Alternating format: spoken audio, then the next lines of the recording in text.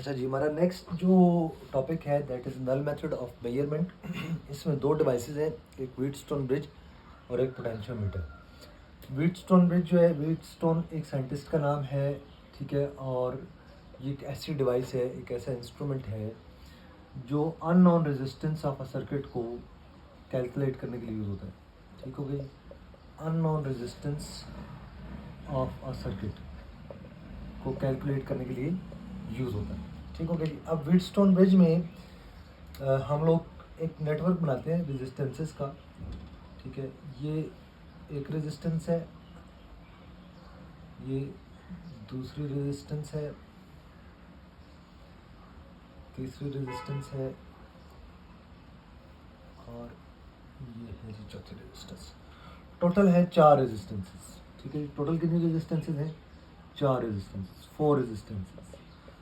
4 resistances में 3 जो resistances हैं ये नॉन रेजिस्टेंसेस होती हैं।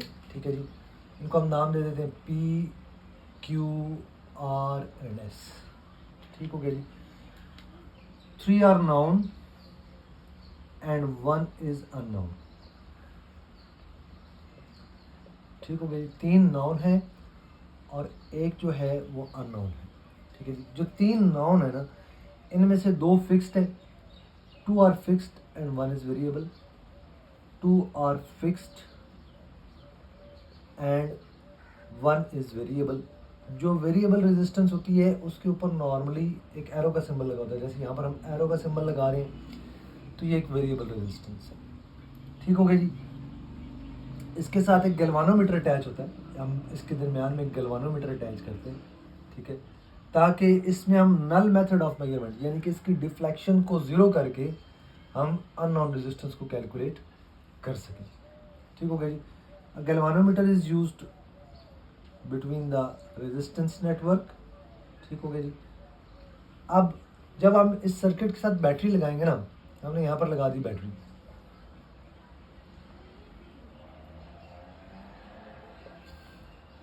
ठीक हो गया जी, और दरमियान में एक स्विच भी लगा दें बेशक। तो करंट फ्लो करेगी। जब करंट इस पॉइंट पर जाएगी तो इसको 2 पाथ्स मिलेंगे। एक रेजिस्टेंस P में जाएगी दैट इज़ I1, एक रेजिस्टेंस R में जाएगी दैट इज़ I2। ठीक हो गया जी। इस पॉइंट को हम A का नाम दे देते हैं। ठीक है, इस पॉइंट को हम B का नाम दे देते हैं। जब I1 करंट पॉइंट B पर जाएगी तो उसको फिर 2 पाथ्स मिलेंगे। कुछ करंट जो है रेजिस्टेंस Q में जाएगी, हम इसको नाम दे देते हैं I3। और कुछ करंट गैल्वानोमीटर की तरफ जाएगी। इसी तरीके से I2 जब इस पॉइंट पे जाएगी, इस पॉइंट को D का नाम दे दें, इसको C का।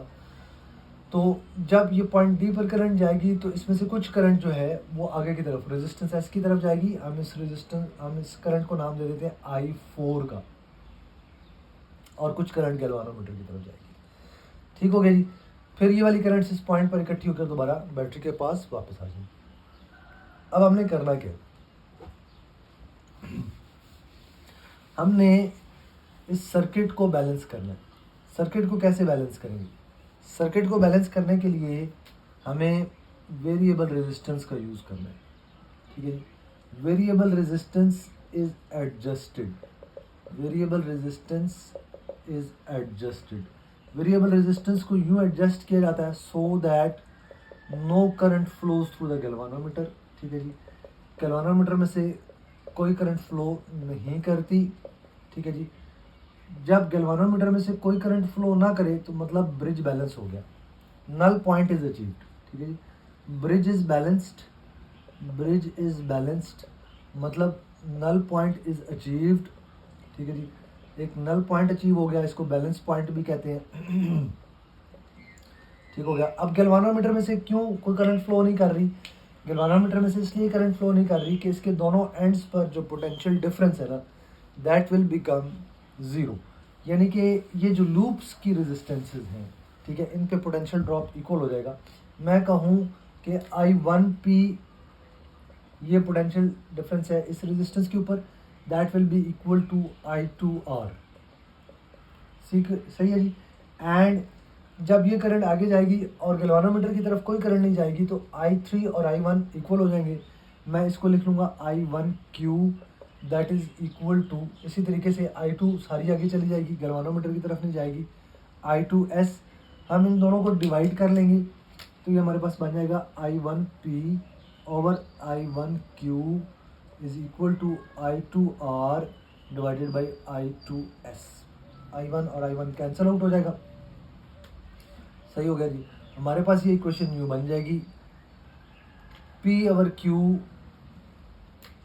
That is equal to R over S। अगर R यहाँ से अननोन है तो S को इधर ले जाकर मल्टीप्लाई कर दें, R is equal to PS over Q।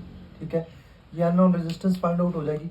इसीलिए इसको नल मेथड ऑफ मेजरमेंट कहते हैं, क्योंकि हमने गैल्वानोमीटर की डिफ्लेक्शन को नल किया, ज़ीरो किया है।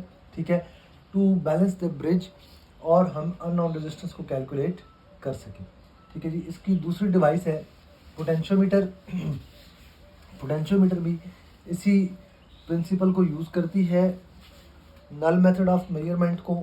ठीक है, पोटेंशियोमीटर जो है इसको आप कैसे लिखते हैं, पोटेंशियोमीटर। पोटेंशियोमीटर एक ऐसी डिवाइस जो पोटेंशियल डिफरेंस को एक्यूरेटली मेजर करने के लिए काम आती है, एक्यूरेट पोटेंशियल डिफरेंस को मेजर करती है।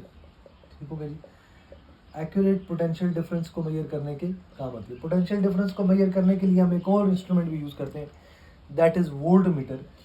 लेकिन वोल्ट मीटर जो है इसका ड्रॉबैक है कि ये सर्किट की करंट को ड्रॉ करता है, कॉस्टली इंस्ट्रूमेंट है। ठीक है जी, इसके मुकाबले में पोटेंशियोमीटर जो है ये चीप इंस्ट्रूमेंट है। ये सिर्फ एक वायर पे मुश्तमिल होता है। ये वायर है ना, एक वायर है, इसको हम AB का नाम देते हैं, ये इस पर मुश्तमिल होता है। ठीक हो गया। और इसके साथ आप लगाते हैं एक ड्राइविंग सेल, ठीक है, और एक लगा देते हैं रियोस्टेट। ये हमने लगा दिया रियोस्टेट, वेरिएबल रेजिस्टर। सही हो गया जी। अब इसके दूसरे एंड पर फिर हम अगर एक सेल लगाते हैं यहाँ पर, पॉजिटिव नेगेटिव, इसकी EMF है E1। ठीक है, और इसके आगे हम लगा देते हैं एक गैल्वानोमीटर। गैल्वानोमीटर के साथ हम एक वेरिएबल रेजिस्टेंस लगाकर या स्लाइडिंग टर्मिनल लगाकर इसको यहाँ पर अटैच कर देते हैं, या हम दूसरा सेल लगाते हैं ±E2। ठीक है जी। अब ये ऑप्शन होती है दरमियान में कि आप इसको इसके साथ कनेक्ट करें या इसके साथ कनेक्ट करें, ये स्विच होता है, फिर आगे ये गैल्वानोमीटर के साथ अटैच हो जाता है। ठीक हो गया। तो अगर आप एक सेल को कनेक्ट करेंगे तो इसका दोबारा वही नल मेथड ऑफ मेजरमेंट यूज़ करेंगे, balance point will be achieved. ठीक है, यानी कि स्लाइडिंग टर्मिनल को इस वायर के ऊपर स्लाइड करवाएंगे और एक बैलेंस पॉइंट अचीव करेंगे। यहाँ पर बैलेंस पॉइंट मिल गया, फॉर एग्जांपल यहाँ पर कोई नल पॉइंट मिल गया। ठीक है, तो ये बैलेंसिंग लेंथ नोट कर लेंगे। ये जो बैलेंसिंग लेंथ है it will depend on the EMF of the cell. ठीक है, और इसी तरीके से अगर आप दूसरा सेल को कनेक्ट करके एक और बैलेंसिंग लेंथ नोट करेंगे, E2 is proportion to L2। ठीक है, फिर इन दोनों का कंपैरिजन करेंगे तो ये हो जाएगा E1 over E2 that is equal to L1 over L2। सही हो गया जी। अब इसके यूजेस हैं जो हमारी बुक में इसने लिखे हैं 4, ये एज ए शॉर्ट क्वेश्चन भी आ सकते हैं, वो हमने यूजेस याद कर लेने हैं। ठीक है, इसके क्या यूजेस हैं। पहला इसका यूज़ है कि it is used to compare the EMF of two sales.